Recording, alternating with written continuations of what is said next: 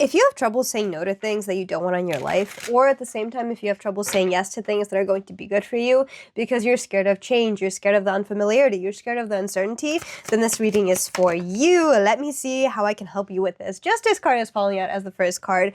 Absolutely beautiful and wonderful. This means that what you give is what you get.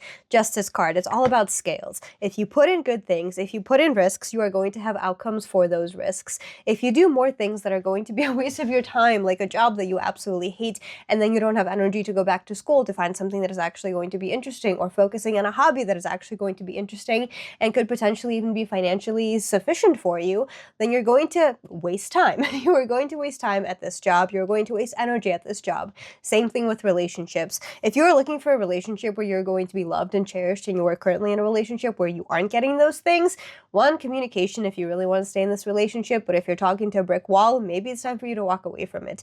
Same thing if you are single right now and you want to be in a relationship. If you're sitting around waiting for somebody to knock on your door and marry you on a white horse, that is never going to happen. You have to, A, treat yourself the way that you deserve to be treated, and B, get yourself out there. What you give is what you get. Say yes to things that are going to be beneficial for you, that are going to get you to where you want to be, because if you constantly say no to those risks, if you constantly say no to going back to school, an excuse. If you constantly say no to meeting new people, also an excuse. If you constantly say no to those things, you are never going to get where you want to be, so start saying yes to those things. And at the same time, stop wasting energy on the things that you no longer feel are good for you.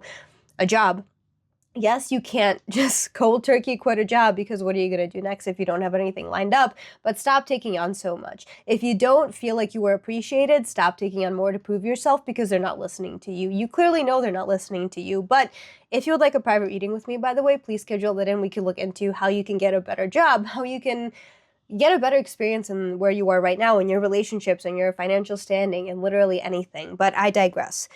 What you give is what you get. If you constantly say yes to the things that you don't want in your life, you are never going to have the energy to do something that is actually meaningful for you. And if you constantly say no to things that are going to be good for you because you're scared, they're never going to prove to you that they are actually worthy of your time. Because actually, what if you're idolizing something that is not going to be good for you? What if you're thinking about this fairy tale world of meeting the love of your life, of having a family, of staying at the job of where you are right now, or what you're working towards, and at the end of the day, it's not going to work out for you. You never know how life is going to work. You never know if something that you're doing now is going to be good for you, or if something that you don't do is actually going to be good for you. You know what I mean? I know that I'm rambling a little bit on this topic, but say yes to things that are actually going to be good for you. It's very important. Nine of Swords in reverse is falling out. Stop being in your head all the time. It's difficult for you to say no because you are afraid of missing out. You are afraid of, what if this was actually something good for me? And also that sense of unfamiliarity. You're scared of things not working out, like I mentioned earlier, but you don't know if things are going to work out or not work out. However, if you're constantly living in your head expecting a scenario to go a certain way, it's never going to be the case, because as much as we might have psychic abilities, at the end of the day, you don't know what's actually going to happen tomorrow, because every single person has the power of free will, and energy always changes. Yes, you can visualize the future in a certain way, again, even if you are psychic, but if something changes in anybody's energy, that scenario is going to change. That is not going to work out the way that you think it is. And that is also why you have to learn to say yes to new experiences and new opportunities, and have more space to do those things by saying no to other things and not overthinking that sense of disappointing somebody else, because you are more important. Are you disappointing yourself when you say yes to things that you don't want to say yes to? Boundaries. Boundaries are also important in this case. But with the Nine of Swords falling out, you definitely need to get out of your head. You definitely need to potentially do first and think later, because you are the type of person to overthink the worst case scenario and think that everything is going to go wrong if you actually stand up for yourself.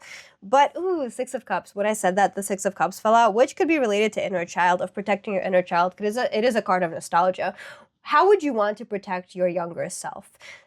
If you are thinking about it in that perspective, then maybe it's going to be easier for you to say no to things that aren't worthy of your time, because you're going to think about how you are protecting your inner child, how you are protecting that little part of yourself that doesn't actually want to go out, even if you think that you should, that doesn't actually want to take on more work for yourself, even though you think you should societally.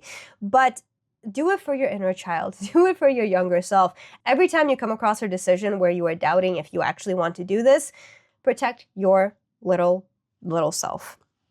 And the Three of Cups is falling out. Finding a coven of people that are going to support you through everything. That is also going to help you build your self-confidence to say no to things, because then you're not going to disappoint anybody when they understand where you are coming from. If you find people that are like-minded and you say no to going out, they're not going to be disappointed. They're not going to be mad at you. They're not going to gaslight you. They're not going to be toxic towards you. They're going to understand that you need a break. And same thing with the job, that sometimes if you can't say no to a job, if you can't tell your job that you're stressed, that you're overwhelmed, that you're burnt out, and that you need a break, maybe it's time for you to look at something different.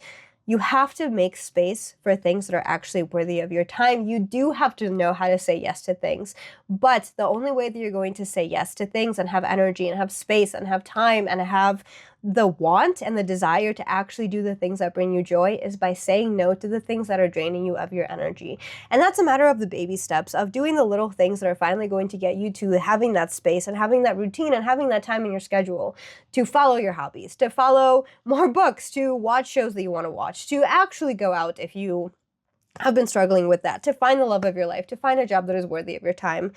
But it's so important for you to surround yourself with people that are going to support the no's in order for more yeses to come to you. And that means in your platonic relationships, in your romantic relationships, in your job, and literally everything that you do, in your family as well. If your family doesn't understand the term no, then you have to sit down and talk about boundaries and figure out where that relationship is going to go, where those relationships are going to go.